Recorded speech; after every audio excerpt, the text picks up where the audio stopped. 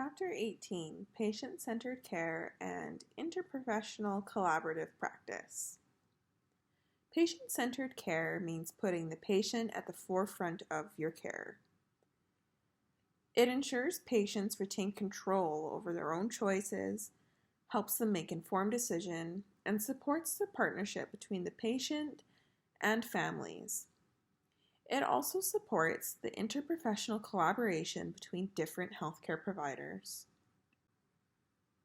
These ways of knowing listed on this slide are different than Carper's professional patterns of knowing, which were discussed earlier in this course. These ways of knowing is the way you know what you know, and it influences how you look at issues and how you address them. It is important as nurses to know which way of knowing you are using, but also consider your patient. This has the potential to impact nurse-client relationships and our ability to provide patient-centered care. They include silence, received knowing, subjective knowing, procedural knowing, and constructed knowing. The first way of knowing is silence, and silence is a passive or dependent way of knowing and recognizes the power and authority. So when a patient uses silence, they listen to whatever the nurse tells them to do and will do as the nurse wishes. They don't question why because they see the nurse as an authority whom they must obey. Received knowing is listening to others and believing what they know based on what they hear. An example of this would be a patient who is able to repeat the thing you taught them, but doesn't question it. Subjective knowing is when a learner uses received knowing, so they listen to what others say, but then they internalize it, and they assess what it means to them.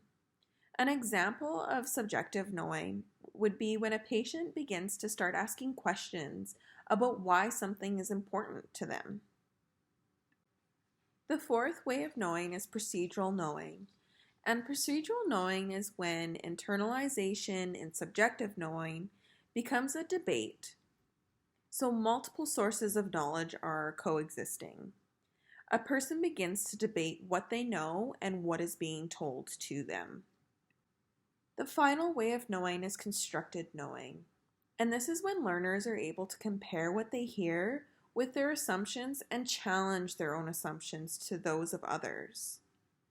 It is an integration of all that you have been told and compare what you hear against the assumptions, and then you make a decision. This slide here shows Carper's professional patterns of knowing, and they include empirical knowing, aesthetic knowing, personal knowing, and ethical knowing. Emancipatory knowing and critical thinking were added later on. The process of knowing your patient is integrated into the 4 patterns that Carper has identified. So by knowing your patient, it's been found that this is super important for clinical judgment, personal involvement, patient advocacy, and clinical learning, all things which are going to impact patient-centered care. The empirical pattern of knowing is the knowledge that a nurse applies to nursing practice, and this comes from theories and key findings in research studies that influence aspects of nursing practice. Aesthetic knowing is the art of nursing, and this is using the nurse's personality, creativity, and approach to creating relationships with others to gain information. So it's being genuine, and it's your personality and comfort level with different patients. Personal knowing reflects the knowledge that nurses bring into nursing practice. It's knowing how your experience shapes how you interact with others. And personal knowing is created by multiple factors, including a person's means of interacting with others, body movements, expression of emotions, values that influence the way nurses view nursing practice, and interactions with patients, families, and other healthcare providers. Finally, ethical knowing includes the values of right versus wrong. It's shaped by a nurse's own values and professional values. Nursing practice standards is closely associated with the ethical pattern of knowing.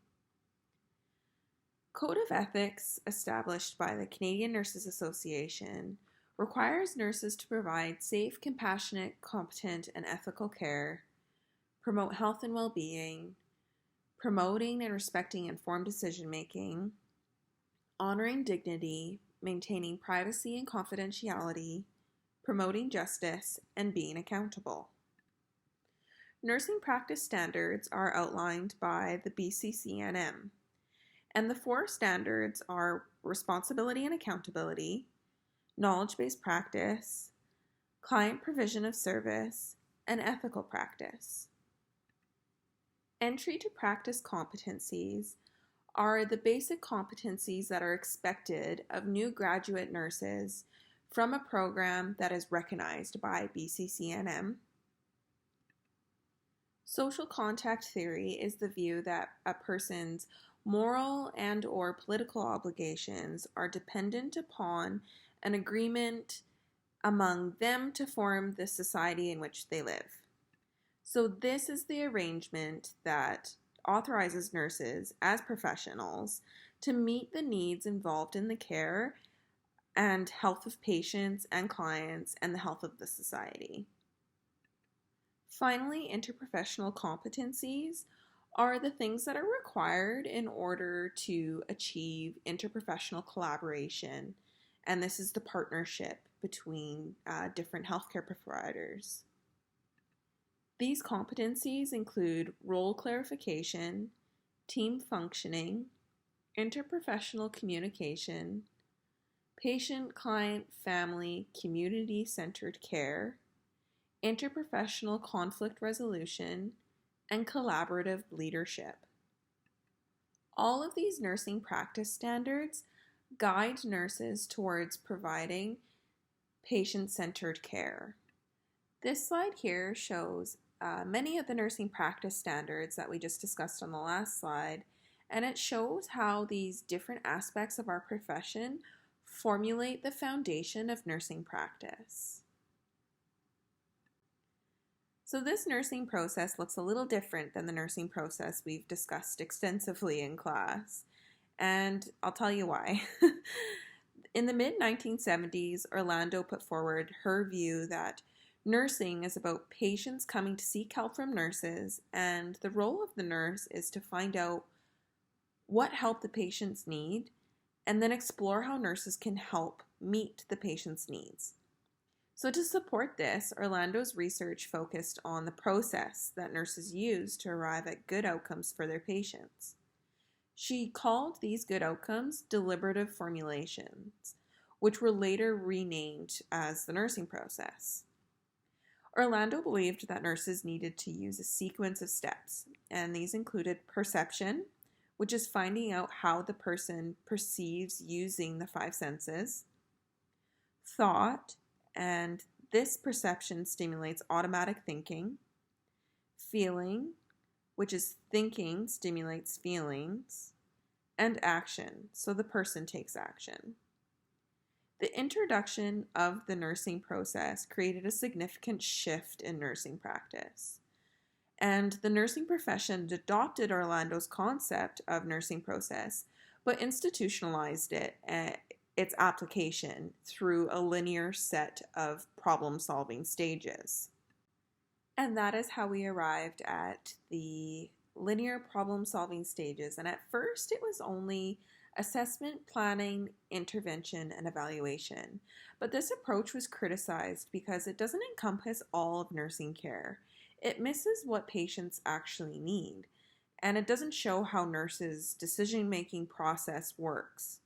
And so this led to the addition of the nursing diagnosis, and that is how we recognize the nursing process today.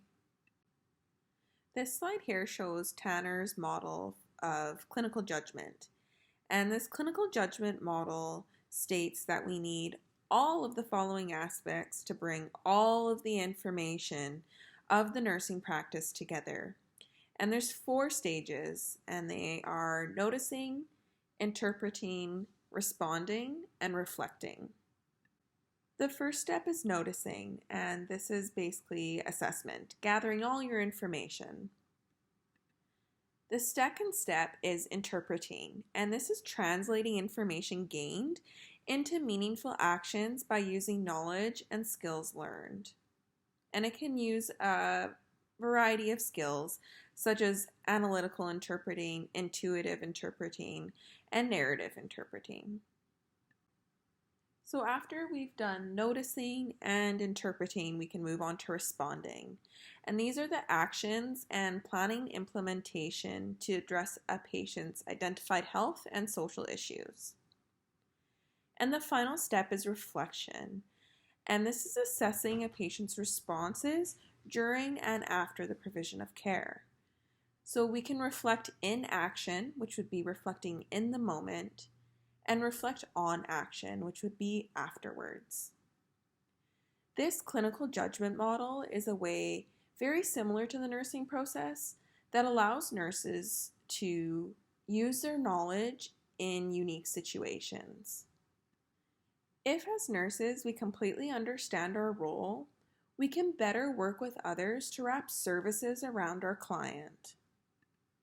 Essentially, this allows us to collaborate with the patient and the interprofessional team.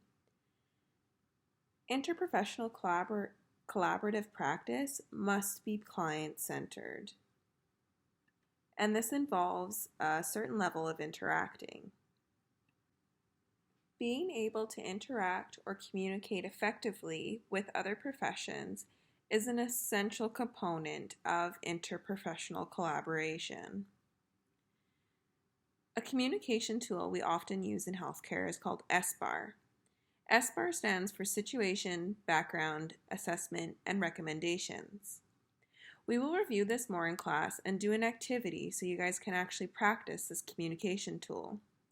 It is imperative that you are able to communicate effectively with other professions so that you can achieve the best possible care for your patient that is patient-centered.